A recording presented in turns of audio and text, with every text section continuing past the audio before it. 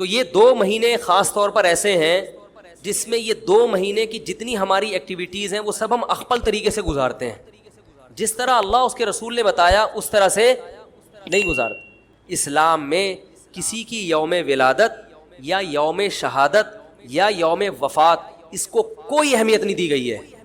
اگر دی گئی ہوتی تو سب سے پہلے محمد صلی اللہ علیہ وسلم کا یوم وفات کا دن ایسا تھا کہ اس پہ ہمیں غم منانے کا حکم دیا جاتا, اور یوم ولادت ایسی تھی جس پہ ہمیں خوشی منانے کا حکم دیا جاتا. کہیں بھی نہیں ملتا ہمیں.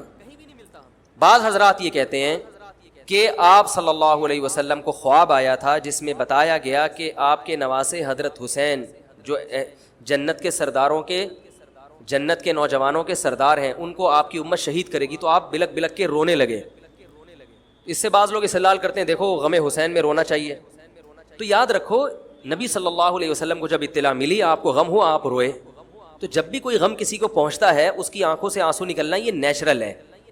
تو ایسی خبر کو سن کے آپ کو رونا آ جائے تو یہ سنت ہے, اس میں کوئی حرج نہیں ہے. لیکن کیا ہر سال نبی صلی اللہ علیہ وسلم جس دن یہ خواب آیا تھا تو اگلے سال اسی تاریخ میں دوبارہ روئیں پھر اسی تاریخ میں دوبارہ روئیں؟ بھائی جب غم کی خبر ملی تو روئے آپ صلی اللہ علیہ وسلم. حضرت جعفر طیار آپ کے چچا زاد بھائی, ان کی شہادت کی آپ کو اطلاع ملی تو بھی آپ کے آنکھوں سے آنسو جاری ہوئے. تو کیا اب حضرت جعفر کے غم میں رونا بھی سنت ہوگا؟ بولو نا بھائی. اگر آپ صلی اللہ علیہ وسلم حضرت عثمان کے دور میں زندہ ہوتے اور اس طرح بے دردی سے حضرت عثمان کو شہید کیا جاتا تو کیا آپ نہ روتے ہیں بھائی؟ تو پھر حضرت عثمان کی یوم شہادت پہ رونا بھی کیا ہے؟ سنت ہونا چاہیے نا. حضرت عثمان کی شہادت کی نبی کو اطلاع ملی تھی, وہ جھوٹی افواہ تھی. صلح حدیبیہ کے موقع پر آپ صلی اللہ علیہ وسلم نے حضرت عثمان کو قاصد بنا کے بھیجا, اطلاع ملی کہ ان کو شہید کر دیا. آپ ایسا درد اور ایسا غضبناک ہوئے کہ آپ نے 1400 صحابہ سے موت پر بیعت کی. تو جب آپ کو سچی مچی کی اطلاع ملتی کہ واقعی ابھی تو افواہ تھی, یقین نہیں تھا, جب آپ صلی اللہ علیہ وسلم کو حقیقت میں اطلاع ملتی کہ آپ شہید ہو گئے تو کیا آپ نہ روتے؟ آپ صلی اللہ علیہ وسلم کو اپنی نواسی آپ کی گود میں تھی, اس کا انتقال ہوا, آپ کی آنکھوں سے آنسو جاری ہوئے. صحابہ نے کہا یا رسول اللہ آپ تو ہمیں صبر کی تلقین کرتے ہیں, آج آپ رو رہے ہیں. تو فرمائیے اللہ کی رحمت ہے, یہ تو اللہ کی رحمت ہے بھائی, اولاد ہے میری. تو کیا جب حضرت وہ جو آپ صلی اللہ علیہ وسلم کی نواسی کا انتقال کی تاریخ آئے گی تو ہم سب روئیں گے بیٹھ کے؟ بولو نا بھائی.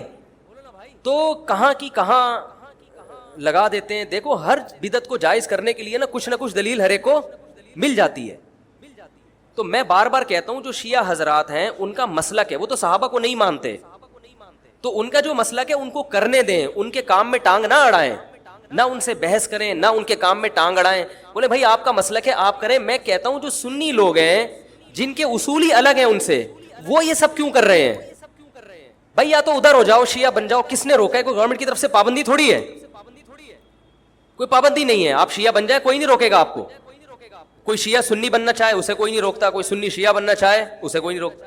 لیکن جب آپ سنی ہیں تو پھر آپ کو ان اصولوں پہ چلنا پڑے گا جو اہل سنت والجماعت علماء نے بتائے ہیں.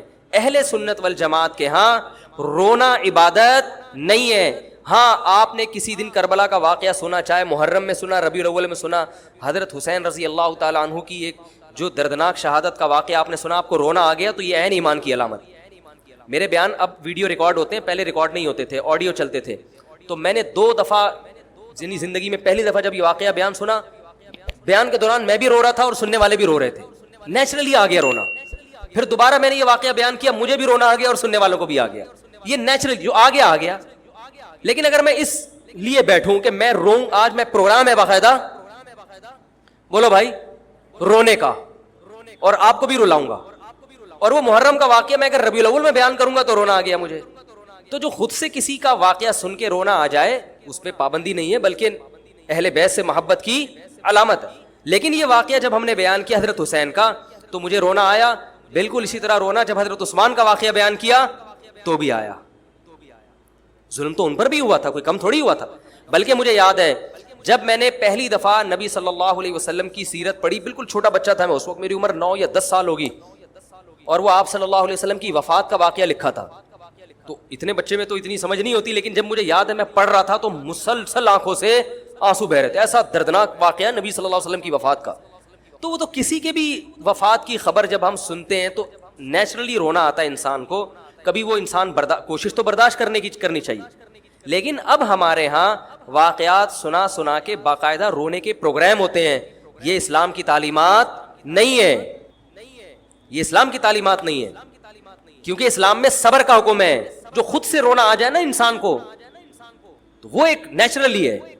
اور کربلا کا واقعہ صرف اس نیت سے بیان کرنا کہ تاکہ میں بھی روؤں آپ بھی رو, یہ غلط ہے. یہ اہل سنت والجماعت کے ہاں یہ اسلامی تعلیمات کے منافی ہے. سمجھ میں آ رہی ہے بات کہ نہیں آ رہی؟ اور کسی مخصوص دن کے ساتھ تو ویسے بھی خاص نہیں ہے یہ.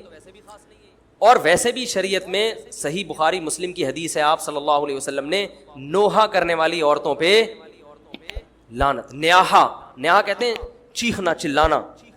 آپ کو پتہ ہے زمانے جاہلیت میں جب کسی کی میت ہوتی تھی تو باقاعدہ پیسے دے کے عورتوں کو رلوایا جاتا تھا, پیسے دے کے. آج بھی بہت جگہوں پہ یہ ہو رہا ہے, پیسے دے کے رلوایا جاتا ہے.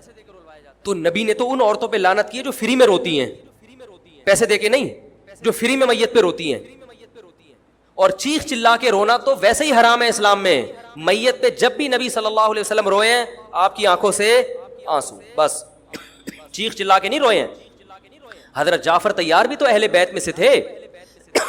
جب شہید ہوتے ہیں آپ کی 4 جوان بیویاں بیوہ ہوتے ہیں, چھوٹے چھوٹے بچے یتیم ہو جاتے ہیں, تو ان کی بیویاں جب روتی ہیں تو گھر سے باہر آواز آتی ہے. آپ نے پہلی دفعہ سمجھایا جا کے کہ ان سے بولو اپنی آوازوں کو پس کرو. جب دوبارہ تو آپ نے فرمایا منہ پہ خاک پھینک دو جا کے. حالانکہ ان کا جو رشتہ حضرت جعفر طیار سے تھا وہ ہمارا نہیں ہے, ہم تو بہت دور کے ہیں. اہل بیت سے جو جتنا ان کی بیویوں کا رشتہ ہے اتنا تو ہمارا نہیں ہے نا.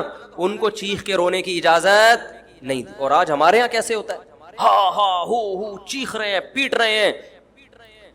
گریبان چاک کرنا اسلام میں حرام ہے روتے ہوئے. گریبان چاک کرنا اس پہ لعنت ہے نبی صلی اللہ علیہ وسلم کی. تو آج گریبان بھی چاک ہو رہا ہے, رو بھی رہے ہیں, پیٹ بھی رہے ہیں. تو بھائی وہ شیعہ حضرات کا ایک مسلک ہے, ان کی رائے ہے, ان کو ان کی رائے پہ چلنے دو. آپ جو اہل سنت والجماعت کو فالو کرتے ہو تو یا تو ادھر ہو جاؤ یا ادھر ہو جاؤ, درمیان میلہ لٹکو. درمیانی آدمی کہیں کبھی نہیں ہوتا. درمیان کی جو جنس ہے وہ کہیں کی ہوتی ہے. وہ بیچارہ نہ مرد سے شادی کر سکتا ہے نہ عورت سے. وہ کہتا ہے یا اللہ اگر مجھے آپشن دیتا یا تو ادھر کر دیتا, یا وہ تو ایک اللہ نے آزمائش بنا دی اس کو بیچارے کو, وہ آزمائش ہے, اسی آزمائش پہ اس کو قیامت کے دن اجر ملے گا. لیکن اپنے اختیار سے انسان بیچ کا بننے کی کوشش کرے یہ ٹھیک نہیں ہوتا. اپنے اختیار سے یا تو شیعہ بن جاؤ یا پورے سنی بن جاؤ. تو اہل سنت حدیث کی کتابوں کو فالو کرتے ہیں, اور جو ہماری بخاری مسلم ہے شیعہ حضرات نہیں مانتے ان کتابوں کو, وہ نہیں فالو کرتے ان کو. تو ہم تو ان کو فالو کرتے ہیں. اگر آپ کہتے ہو میں نہیں مانتا ان حدیثوں کو تو پھر بہت ساری چیزیں اور بھی ہیں وہ بھی چھوڑ دو. پھر آپ سمجھ میں آ رہی ہے بات, پھر وہ بھی چھوڑ دو. تو ہم تو ان کتابوں کو فالو کرتے ہیں. ہمارے نبی صلی اللہ علیہ وسلم کے حکام ہیں, میت پہ رونا پیٹنا منع. جب حضرت حسین رضی اللہ تعالی عنہ کا قتل ہوا ہے کربلا میں, اور یقیناً یہ بہت بڑا بدترین ظلم تھا تاریخ کا, تو حضرت جو آپ کے اہل بیت جو باقی بچ گئے تھے ان کا کیا ری ایکشن تھا, جو صحیح اسناد سے جو چیزیں ثابت ہیں ان کا کیا ری ایکٹ تھا. کیا امام زین العابدین نے اس طرح سے نوحے کیے تھے کہ آپ نے سینوں کو پیٹا تھا؟ انہوں نے صبر کیا تھا انہوں نے. اور یہی اہل بیت کی شان تھی. تبھی تو قرآن کے الفاظ کیا ہیں کہ نیکی صرف یہ نہیں ادھر ادھر منہ کر کے نمازیں پڑھ لو, بلکہ والصابرین فی البأساء, جو پریشانیوں کے وقت کیا کرتے ہیں, صبر. تو ہماری نظر میں حضرت حسین کا قتل بھی ایک بہت بڑی ٹینشن, بہت بڑی پریشانی, مگر اس پر ہمیں صبر کا حکم ہے. اگر ہمارے اندر انتقام کی طاقت ہوتی تو انتقام لے لیتے ہم. جو بھی قاتلان حسین تھے ہمیں پتہ چلتا کہ یہ ہے, ہم انتقام لیتے ان سے. اگر انتقام نہیں لے, وہ تو چلے گئے دنیا سے اپنے ٹھکانوں کو, جس نے جہنم رسید ہونا تھا وہ تو جہنم رسید ہو چکا ہے. اور اللہ نے حضرت حسین رضی اللہ تعالیٰ عنہ کو شہادت کی برکت سے جنت کے جوانوں کا سردار بنا دیا ہے. تو جس کا جو ٹھکانہ تھا, جس ملعون نے جہاں جانا تھا وہ چلا گیا.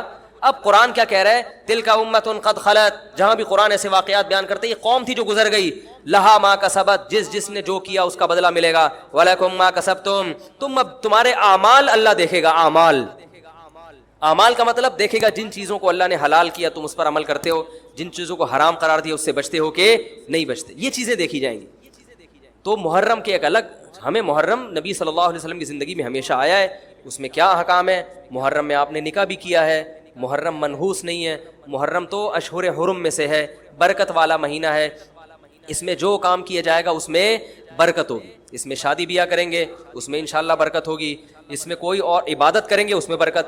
نبی صلی اللہ علیہ وسلم نے محرم کی الگ فضیلت بیان کی کہ اس میں عبادت کا ثواب, محرم کے روزوں کا ثواب عام مہینوں سے زیادہ ہے. تو یہ سب ہماری شریعت کی تعلیمات ہیں, تو ہمیں ایک طرف ہو جانا چاہیے, ہمیں اسی کو فالو کرنا چاہیے. ہاں یہ وہ دور نہیں ہے کہ آپ دوسروں پہ جا کے انگلیاں اٹھائیں, تم یہ کیوں کر رہے ہو, یہ کیوں, بس چھوڑ دو اس کو, جو جب اس کو سمجھ میں آئے گی تو آ جائے گا, نہیں آئے گی تو 73 فرقے ہیں نا, تو یہ آپ تھوڑی ختم کرو گے, یہ حضرت عیسیٰ علیہ السلام آ کے ختم کریں گے. تو جو کام عیسیٰ علیہ السلام کا ہے وہ خود کرنے کی کوشش بولو بھائی مت کرو. تو فرقواریت کا یہ طریقہ ختم کرنے کا نہیں ہے کہ آپ جا کے ان کو چھیڑیں, تنگ کریں. بھائی یہ بہت عرصے سے چلے آ رہے ہیں, چلتے رہیں گے. جو صحیح ہوگا اس کو حضرت عیسیٰ علیہ السلام نافذ کر دیں گے, جو غلط کو ڈیلیٹ کر دیں گے خود ہی. اگر ہم غلط ہوئے تو حضرت عیسیٰ علیہ السلام سب سے پہلے ہماری گردنیں اڑا کے ہمیں ڈیلیٹ کر دیں گے, ٹھیک ہے نا. اگر وہ غلط ہوئے تو ان کو ختم کر دیں گے, تو یہ ان کا کام ہے. آج کسی کے بس میں یہ نہیں ہے. تو میں یہ اس لیے کہہ رہا ہوں کہ لڑو مت, گالی گلوچ مت کرو, فیس بک پہ ایک دوسرے کے خلاف نیگیٹو کمنٹس مت کرو, کیونکہ ہم اختلافات کے متحمل نہیں ہیں. ہمیں بہرحال قومی سطح پہ ایک ہی بن کے رہنا ہے. پاکستان کے مقابلے میں جو ہمارے دشمن ہیں ان کے مقابلے میں ہمیں ایک بن کے رہنا. جہاں تک مذہب کا تعلق ہے, بھائی آپ کا مسلک اجازت دیتا ہے آپ کریں, ہمارا مسلک ہمیں اس کی اجازت, ہمارا مسلک ہمیں ماتم دیکھنے کی بھی اجازت نہیں دیتا. سمجھ میں آ رہی ہے بات؟ ہمیں دیکھنے کی بھی اجازت نہیں, ہم دیکھیں گے بھی نہیں. آپ کا مسلک ہے آپ کریں. تو لڑنا بھڑنا نہیں ہے. میں صرف یہ کہہ رہا ہوں کہ ایک طرف ہو جاؤ, یا ادھر یا بولو بھائی ادھر ہو جاؤ. تو ہم یہ چیزوں کو غلط سمجھتے ہیں, نہ ماتم کو جائز سمجھتے ہیں, نہ رونے پیٹنے کو جائز سمجھتے ہیں. جس طرح سے رویا جا رہا ہے, کسی کو واقعہ کربلا سن کے رونا آ جائے, یہ ایمان کی علامت ہے اہل بیت. لیکن یہ کوئی سنت عمل نہیں ہے کہ باقاعدہ اس کو رلانے کے لیے آرڈر پہ بٹھایا جائے کہ چلو کربلا کا واقعہ سن کے رونا سنت ہے تو آپ بیٹھو تو رو. ایسا نہیں ہے, کچھ ایسی شریعت میں نہیں ہے. جیسا جیسے اللہ کہہ رہا ہے ویسے کریں, اپنے عمل کو درست کریں. سورہ بقرہ میں اللہ کا ارشاد ہے, لیس البر ان تولوا وجوہکم قبل المشرق والمغرب ولکن البر من آمن باللہ والیوم الآخر والملائکۃ والکتاب والنبیین. فرمایا ادھر ادھر منہ کر لینا یہ کوئی نیکی نہیں ہے. اصل نیکی یہ کہ پہلے اپنا ایمان درست کرو, اور پھر واقام الصلاۃ وآت الزکاۃ والموفون بعہدہم, نماز قائم کرو, زکوٰۃ دو, معاہدوں کی پابندی کرو, اور وآت المال علی حبہ, صرف اللہ سے محبت کی بیس پر, ذوی القربہ, رشتہ داروں کو پیسے دو, رشتہ داروں کو پیسے دو, والیتامى, یتیموں کو کھلاؤ, یتیموں پہ خرچ کرو, والمساکین, مسکینوں کو کھلاؤ, وابن السبیل, مسافروں پر خرچ کرو. الو نہ بناؤ مسافر کو کہ اس کو کیا پتا یہاں کے ریٹ کا, تو الو بناؤ اس کو, ایسا نہیں. مسافروں کا خیال کرو. تو یہ 4 قسم کے طبقے پر احسان کرو, اور نماز بھی قائم کرو, اور زکوٰۃ الگ سے دو, اور والصابرین فی البأساء والضراء, کوئی پریشانی آئے تو صبر کرو, چاہے وہ مالی پریشانی ہو, فی البأساء والضراء, جسمانی پریشانی. وحین الباس, اگر میدان جنگ میں لڑنا پڑے تو میدان جنگ میں صبر سے لڑو. اولئک الذین صدقوا, اللہ فرماتے ہیں جن لوگوں کی یہ صفات ہیں یہ ہیں سچے ایمان کے دعوے میں. ہم لوگوں نے اسلام کو بھی ایک, یعنی یوں سمجھیں کہ ایک فیشن ہوتا ہے نا, مختلف قسم کے موسموں میں مختلف قسم کی ایکٹیویٹیز ہوتی ہیں. محرم میں ہمارے ایک نئی قسم کی ایکٹیویٹیز ہوتی ہیں, ربیع الاول میں الگ قسم کے مسلمان بنے ہوتے ہیں ہم لوگ, ٹھیک ہے نا. تو یہ 2 مہینے خاص طور پر ایسے ہیں جس میں یہ 2 مہینے کی جتنی ہماری ایکٹیویٹیز ہیں وہ سب ہم اخپل طریقے سے گزارتے ہیں. جس طرح اللہ اس کے رسول نے بتایا اس طرح سے نہیں گزارتے. اسلام میں کسی کی یوم ولادت یا یوم شہادت یا یوم وفات اس کو کوئی اہمیت نہیں دی گئی ہے. اگر دی گئی ہوتی تو سب سے پہلے محمد صلی اللہ علیہ وسلم کا یوم وفات کا دن ایسا تھا کہ اس پہ ہمیں غم منانے کا حکم دیا جاتا, اور یوم ولادت ایسی تھی جس پہ ہمیں خوشی منانے کا حکم دیا جاتا. کہیں بھی نہیں ملتا ہمیں. بعض حضرات یہ کہتے ہیں کہ آپ صلی اللہ علیہ وسلم کو خواب آیا تھا جس میں بتایا گیا کہ آپ کے نواسے حضرت حسین جو جنت کے سرداروں کے, جنت کے نوجوانوں کے سردار ہیں, ان کو آپ کی امت شہید کرے گی. تو آپ بلک بلک کے رونے لگے. اس سے بعض لوگ استدلال کرتے ہیں دیکھو غم حسین میں رونا چاہیے.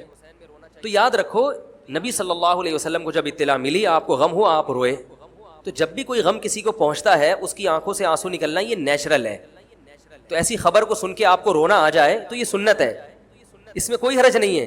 لیکن کیا ہر سال نبی صلی اللہ علیہ وسلم جس دن یہ خواب آیا تھا تو اگلے سال اسی تاریخ میں دوبارہ روئیں, پھر اسی تاریخ میں دوبارہ روئیں؟ بھائی جب غم کی خبر ملی تو روئے آپ صلی اللہ علیہ وسلم. حضرت جعفر طیار آپ کے چچا زاد بھائی, ان کی شہادت کی آپ کو اطلاع ملی تو بھی آپ کے آنکھوں سے آنسو جاری ہوئے. تو کیا اب حضرت جعفر کے غم میں رونا بھی سنت ہوگا؟ بولو نا بھائی. اگر آپ صلی اللہ علیہ وسلم حضرت عثمان کے دور میں زندہ ہوتے اور اس طرح بے دردی سے حضرت عثمان کو شہید کیا جاتا تو کیا آپ نہ روتے ہیں بھائی؟ تو پھر حضرت عثمان کی یوم شہادت پہ رونا بھی کیا ہے؟ سنت ہونا چاہیے نا.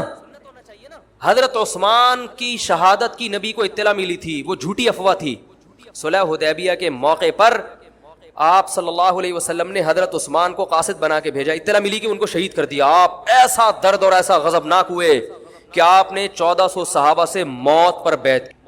تو جب آپ کو سچی مچی کی اطلاع ملتی کہ واقعی ابھی تو افواہ تھی, یقین نہیں تھا, جب آپ صلی اللہ علیہ وسلم کو حقیقت میں اطلاع ملتی کہ آپ شہید ہو گئے تو کیا آپ نہ روتے؟ آپ صلی اللہ علیہ وسلم کو اپنی نواسی آپ کی گود میں تھی, اس کا انتقال ہوا, آپ کی آنکھوں سے آنسو جاری ہوئے. صحابہ نے کہا یا رسول اللہ آپ تو ہمیں صبر کی تلقین کرتے ہیں, آج آپ رو رہے ہیں. تو فرمائی اللہ کی رحمت ہے, یہ تو اللہ کی رحمت ہے بھائی, اولاد ہے میری. تو کیا جب حضرت وہ جو آپ صلی اللہ علیہ وسلم کی نواسی کا انتقال کی تاریخ آئے گی تو ہم سب روئیں گے بیٹھ کے؟ بولو نا بھائی. تو کہاں کی کہاں لگا دیتے ہیں. دیکھو ہر بدعت کو جائز کرنے کے لیے نا کچھ دلیل ہر ایک کو مل جاتی ہے. تو میں بار بار کہتا ہوں جو شیعہ حضرات ہیں ان کا مسلک ہے, وہ تو صحابہ کو نہیں مانتے, تو ان کا جو مسلک ہے ان کو کرنے دیں, ان کے کام میں ٹانگ نہ اڑائیں, نہ ان سے بحث کریں, نہ ان کے کام میں ٹانگ اڑائیں. بولے بھائی آپ کا مسلک ہے آپ کریں. میں کہتا ہوں جو سنی لوگ ہیں جن کے اصول ہی الگ ہیں ان سے, وہ یہ سب کیوں کر رہے ہیں؟ بھائی یا تو ادھر ہو جاؤ, شیعہ بن جاؤ. کس نے روکا ہے؟ کوئی گورنمنٹ کی طرف سے پابندی تھوڑی ہے, کوئی پابندی نہیں ہے. آپ شیعہ بن جائے کوئی نہیں روکے گا آپ کو. کوئی شیعہ سنی بننا چاہے اسے کوئی نہیں روکتا, کوئی سنی شیعہ بننا چاہے اسے کوئی نہیں روکتا. لیکن جب آپ سنی ہیں تو پھر آپ کو ان اصولوں پہ چلنا پڑے گا جو اہل سنت والجماعت علماء نے بتائے ہیں. اہل سنت والجماعت کے ہاں رونا عبادت نہیں ہے. ہاں آپ نے کسی دن کربلا کا واقعہ سنا, چاہے محرم میں سنا, ربیع الاول میں سنا, حضرت حسین رضی اللہ تعالیٰ عنہ کی ایک جو دردناک شہادت کا واقعہ آپ نے سنا, آپ کو رونا آ گیا, تو یہ عین ایمان کی علامت. میرے بیان اب ویڈیو ریکارڈ ہوتے ہیں, پہلے ریکارڈ نہیں ہوتے تھے, آڈیو چلتے تھے. تو میں نے 2 دفعہ زندگی میں پہلی دفعہ جب یہ واقعہ بیان سنا, بیان کے دوران میں بھی رو رہا تھا اور سننے والے بھی رو رہے تھے. نیچرلی آ گیا رونا. پھر دوبارہ میں نے یہ واقعہ بیان کیا, مجھے بھی رونا آ گیا اور سننے والوں کو بھی آ گیا. یہ نیچرل جو آ گیا آ گیا. لیکن اگر میں اس لیے بیٹھوں کہ میں روں, آج میں پروگرام ہے باقاعدہ, بولو بھائی, رونے کا, اور آپ کو بھی رلاؤں گا, اور وہ محرم کا واقعہ میں اگر ربیع الاول میں بیان کروں گا تو رونا آ گیا مجھے. تو جو خود سے کسی کا واقعہ سن کے رونا آ جائے اس پہ پابندی نہیں ہے, بلکہ اہل بیت سے محبت کی علامت ہے. لیکن یہ واقعہ جب ہم نے بیان کیا حضرت حسین کا تو مجھے رونا آیا. بالکل اسی طرح رونا جب حضرت عثمان کا واقعہ بیان کیا تو بھی آیا. ظلم تو ان پر بھی ہوا تھا, کوئی کم تھوڑی ہوا تھا. بلکہ مجھے یاد ہے جب میں نے پہلی دفعہ نبی صلی اللہ علیہ وسلم کی سیرت پڑھی, بالکل چھوٹا بچہ تھا میں اس وقت, میری عمر 9 یا 10 سال ہوگی, اور وہ آپ صلی اللہ علیہ وسلم کی وفات کا واقعہ لکھا تھا.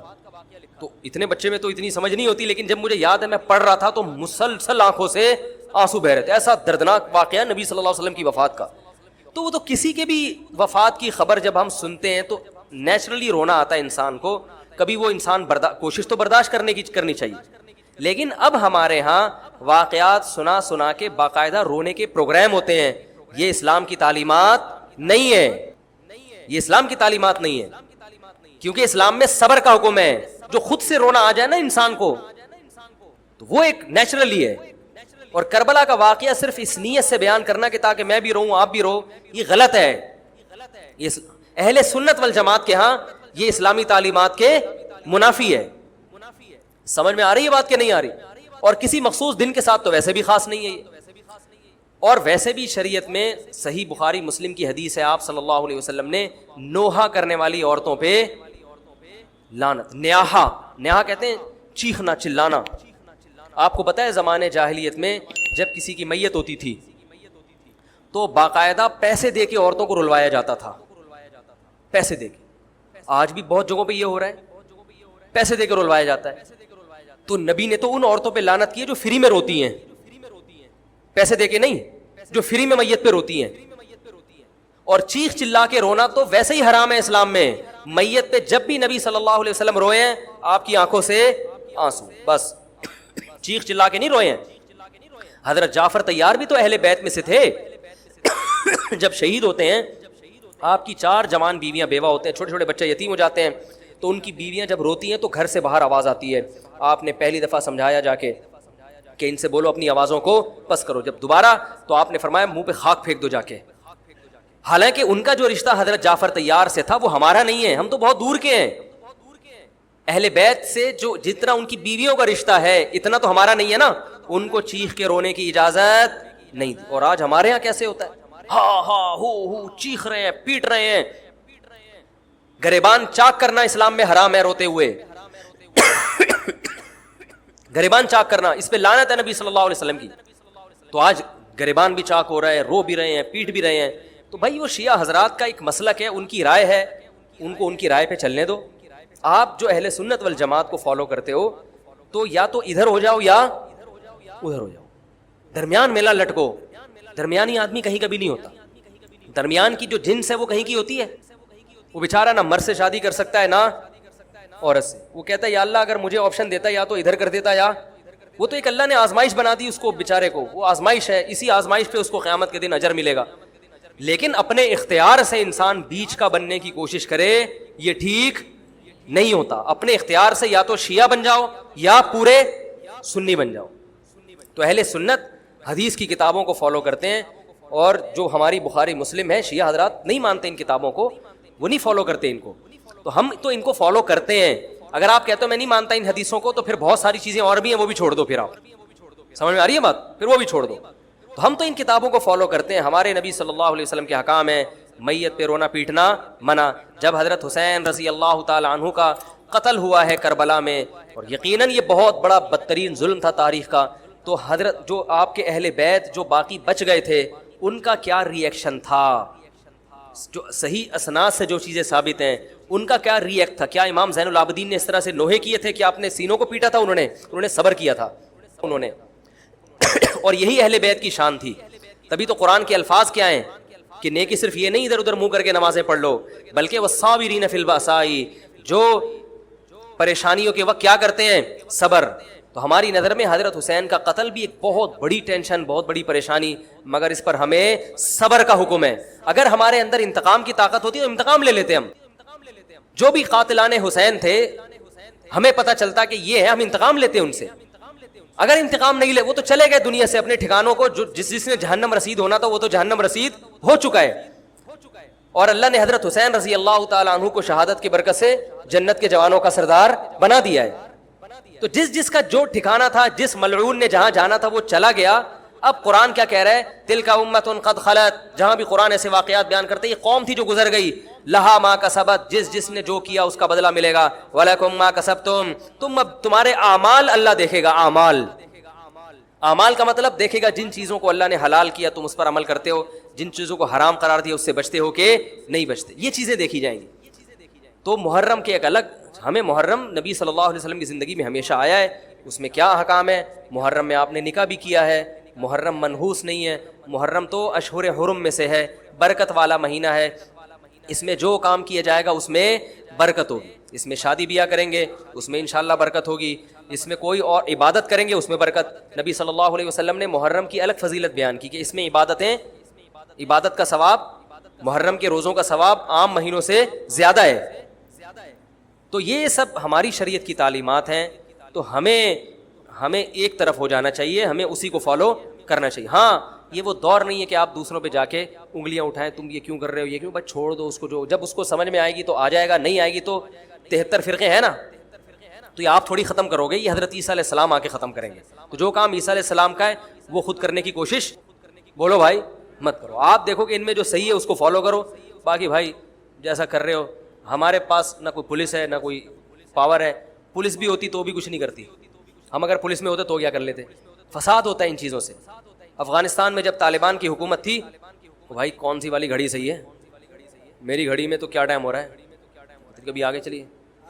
اچھا پھر ابھی بس اذان ہونے والی ہے, ٹھیک ہے بتا. تو کیا کہہ رہا تھا یار میں, وہاں افغان طالبان کی جب حکومت تھی 5 سال, تو انہوں نے بھی شیعہ کی امام بارگاہ کو ختم نہیں کیا تھا. سمجھ رہے بات کو, ایک حد بندی کر دی تھی, ختم نہیں کیا انہوں نے بھی شیعوں سے صلح کی تھی, مذاکرات کیے تھے, بھائی ٹھیک ہے آپ اپنی امام بارگاہ کے اندر جو آپ کی ایکٹیویٹیز ہیں آپ وہ کرو. حالانکہ کتنی پاورفل حکومت تھی, اس لیے کہ اتنی بڑی تعداد میں انہوں نے کہا بھائی ہم کیسے پابندی لگائیں, ایک پورا ایسے ممکن نہیں ہے ہمارے لیے. تو گورنمنٹ کے لیے بہت سی چیزیں ممکن نہیں ہوتی, پابندیاں نہیں لگا سکتی گورنمنٹ. تو جو طالبان نہیں ختم کر سکے, حالانکہ طالبان سنی مسلک کے تھے اور وہ شیعہ بالکل ایک, میں نے وہاں امام بارگاہ میں اذانیں بھی سنی ہیں, ریڈیو پہ اذان آتی تھی امام بارگاہ سے, میں نے خود سنی ہے کہ بھائی میں نے یہ کہاں سے آ رہی ہوں, افغانستان سے میں اس وقت اذان ہوں. افغانستان کا چینل اس وقت آتا تھا طالبان کا اردو میں چینل, تو اس میں اذان آ رہی ہوتی تھی شیعہ حضرات کی. تو فرقواریت کا یہ طریقہ ختم کرنے کا نہیں ہے کہ آپ جا کے ان کو چھیڑیں تنگ کریں, بھائی یہ بہت عرصے سے چلے آ رہے ہیں, چلتے رہیں گے. جو صحیح ہوگا اس کو حضرت عیسیٰ علیہ السلام نافذ کر دیں گے, جو غلط کو ڈیلیٹ کر دیں گے خود ہی. اگر ہم غلط ہوئے تو حضرت عیسیٰ علیہ السلام سب سے پہلے ہماری گردنیں اڑا کے ہمیں ڈیلیٹ کر دیں گے, ٹھیک ہے نا. اگر وہ غلط ہوئے تو ان کو ختم کر دیں گے, تو یہ ان کا کام ہے. آج کسی کے بس میں یہ نہیں ہے. تو میں یہ اس لیے کہہ رہا ہوں کہ لڑو مت, گالی گلوچ مت کرو, فیس بک پہ ایک دوسرے کے خلاف نیگیٹو کمنٹس مت کرو, کیونکہ ہم اختلافات کے متحمل نہیں ہیں. ہمیں بہرحال قومی سطح پہ ایک ہی بن کے رہنا ہے. پاکستان کے مقابلے میں جو ہمارے دشمن ہیں ان کے مقابلے میں ہمیں ایک بن کے رہنا. جہاں تک مذہب کا تعلق ہے, بھائی آپ کا مسلک اجازت دیتا ہے آپ کریں, ہمارا مسلک ہمیں اس کی اجازت, ہمارا مسلک ہمیں ماتم دیکھنے کی بھی اجازت نہیں دیتا. سمجھ میں آ رہی ہے بات, ہمیں دیکھنے کی بھی اجازت نہیں, ہم دیکھیں گے بھی نہیں. آپ کا مسلک ہے آپ کریں. تو لڑنا بھڑنا نہیں ہے, میں صرف یہ کہہ رہا ہوں کہ ایک طرف ہو جاؤ, یا ادھر یا بولو بھائی ادھر ہو جاؤ. تو ہم یہ چیزوں کو غلط سمجھتے ہیں, نہ ماتم کو جائز سمجھتے ہیں, نہ رونے پیٹنے کو جائز سمجھتے ہیں. جس طرح سے رویا جا رہا ہے, کسی کو واقعہ کربلا سن کے رونا آ جائے, یہ ایمان کی علامت ہے اہل بیت, لیکن یہ کوئی سنت عمل نہیں ہے کہ باقاعدہ اس کو رلانے کے لیے آرڈر پہ بٹھایا جائے کہ چلو کربلا کا واقعہ سن کے رونا سنت ہے تو آپ بیٹھو تو رو. ایسا نہیں ہے, کچھ ایسی شریعت میں نہیں ہے.